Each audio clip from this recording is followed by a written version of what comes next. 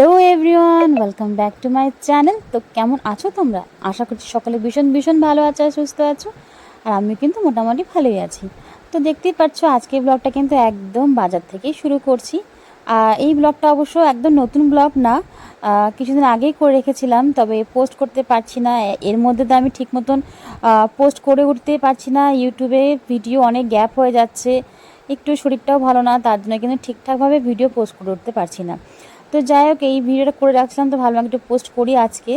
তো এখানে দেখো একটু বাজার করতে পেরেছিলাম, তো এটা গুনগুনের জন্য নিয়েছি এই ড্রেসটা। এখন যেহেতু গরম পড়েছে, আর গুনগুন তো এখন শুধু লাল ড্রেস পরতে ভীষণ ভালোবাসে। ও যে একটা ড্রেস পরেছে রেড কালারের, তোমরা হয়তো দিদির ব্লগে দেখেছো, ওটাও কিন্তু আমরাই দিয়েছি। আর ওটাও খুব ভালোবাসে, সবসময় ওটাই পরতে চায়।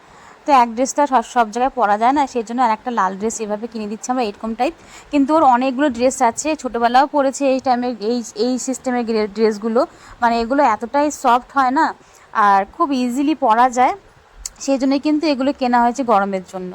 তো গুনগুনের জন্য লাল একটা ড্রেস কিনবো বলে ভাবলাম কি এটাই কিনে নিই, পরেও আরাম পাবে, খুবই সফট গেঞ্জি কাপড়ের।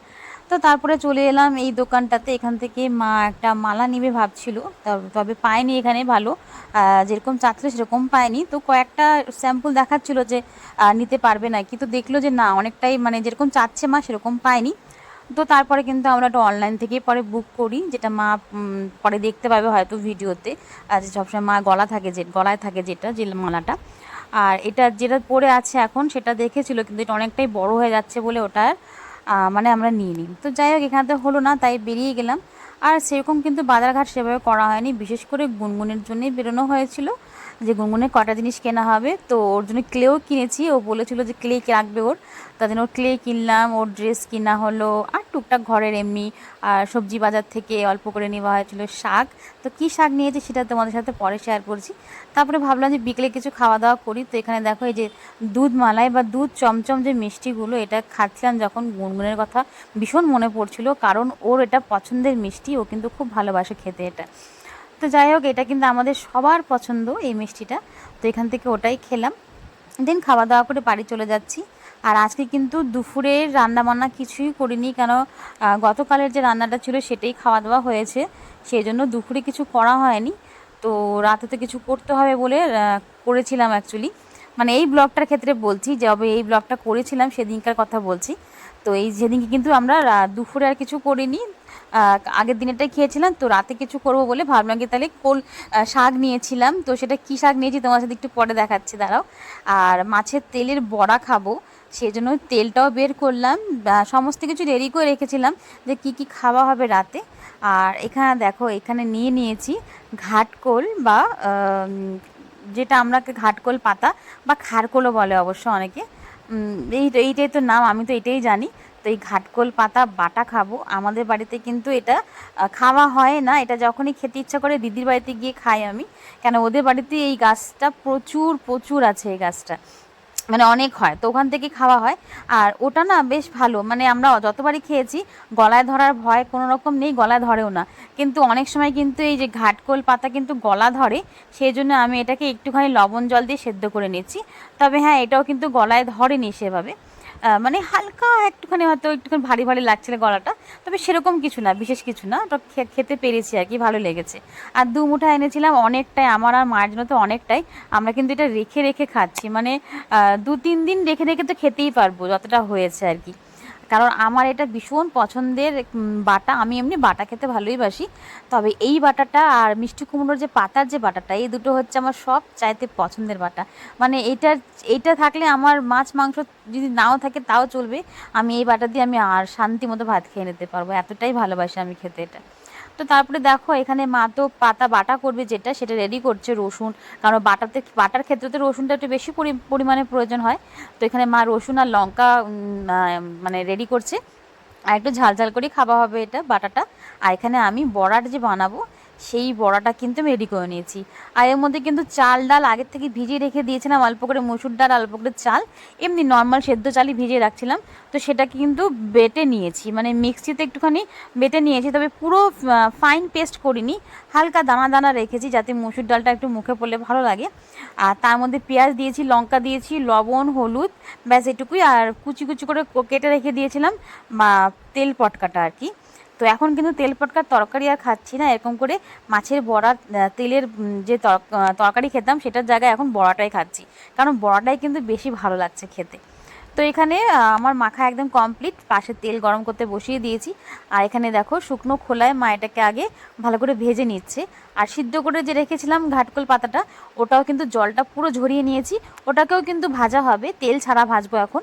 তারপরে ওটাকে পেস্ট করব, পেস্ট করার পরে দেন তারপর ওটাকে আবার ভাজবো।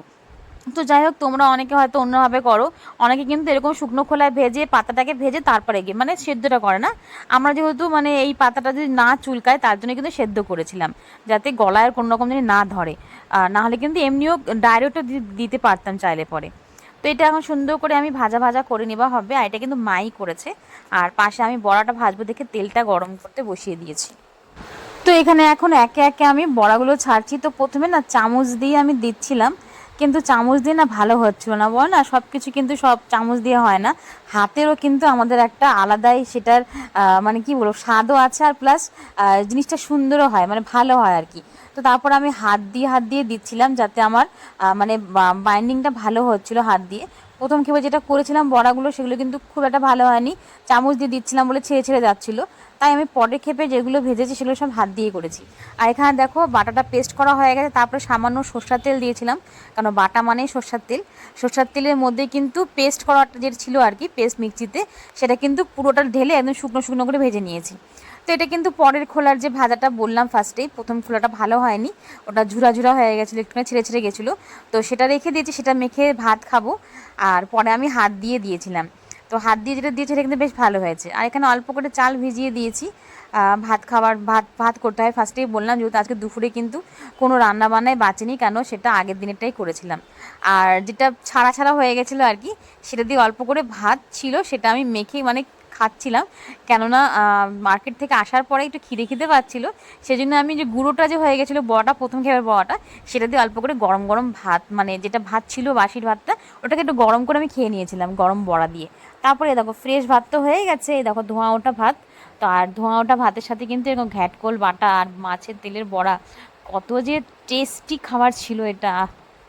এখন আমার বলতেও আমার ইচ্ছে করছে খেতে, বাট এখন তো আর খেতে পারবো না। আমি সত্যি সত্যি বড়াটাকে খুব মিস করছি, কারণ বড়াটা খেতে দারুণ হয়েছিল একদম।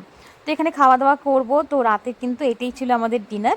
রাতে তো সাধারণত ভাত খাই না, তবে মাঝে মধ্যে ভাত খেয়ে নিতেও হয়, সুবিধা অসুবিধা তো সবসময় একরকম হয় না।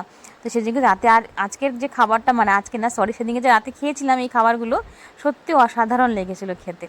তো যাই হোক, তোমরা যারা এখনও পর্যন্ত আমার ভিডিওর সঙ্গে যুক্ত আছো তাদের সকলকেই বলছি অনেক অনেক অনেক ভালোবাসা আমার সাথে এভাবে আমার পাশে থাকার জন্য। আর যারা এখনও পর্যন্ত চ্যানেলটাকে সাবস্ক্রাইব করে তাদেরকে বলবো প্লিজ চ্যানেলটাকে সাবস্ক্রাইব করে নাও। আর আমাদের এখানে কিন্তু সাবস্ক্রাইব করতে কোনো রকম টাকা পয়সা লাগে না, তোমরা ভালোবেসে সাবস্ক্রাইব করতে পারো। আর যারা আমার পোস্টে কমেন্ট রাখবে তাদের পরিবারও আমি অবশ্যই যাব। সবাই সবার পাশে থাকতে হবে, নাহলে কিন্তু আমরা কেউ এগোতে পারবো না। সেজন্যই বলছি সবাই সবাইকে নিয়ে চলতে হবে এই প্ল্যাটফর্মে। তো যাই হোক, আজকের মতন এখানে রাখছি। আর দেখো খাওয়া শুরুও করে দিয়েছি, খেতে তো ভীষণ দারুণ টেস্টি হয়েছিল। তো তোমাদের কার কার এরকম খাবার পছন্দ চাইলে কমেন্টে জানাতে পারো। তো চলো আজকের মতন এখানেই রাখলাম, সবাই ভালো থেকো, সুস্থ থেকো। নতুন কোনো ব্লগ ভিডিও নিয়ে খুব তাড়াতাড়ি আবার দেখা করবো। আর হ্যাঁ, তোমাদেরকে যে বলেছিলাম যে মা একটা অনলাইন থেকে মালা অর্ডার করেছে, সেই মালাটা কিন্তু মা গলায় পড়ে আছে, দেখতেই পারলা হয়তো, অল্পটুকুই দেখেছো অবশ্য। তো ওটা কিন্তু অনলাইন থেকে এনেছিলাম, তো যাই হোক ওটাই মা পড়ে আছে। তো চলো আজকের মতন এখানে রাখি। তো তোমাদের সাথে নতুন কোনো ব্লগ ভিডিও নিয়ে খুব তাড়াতাড়ি আবারও দেখা করছি, ততক্ষণে টাটা বাই বাই।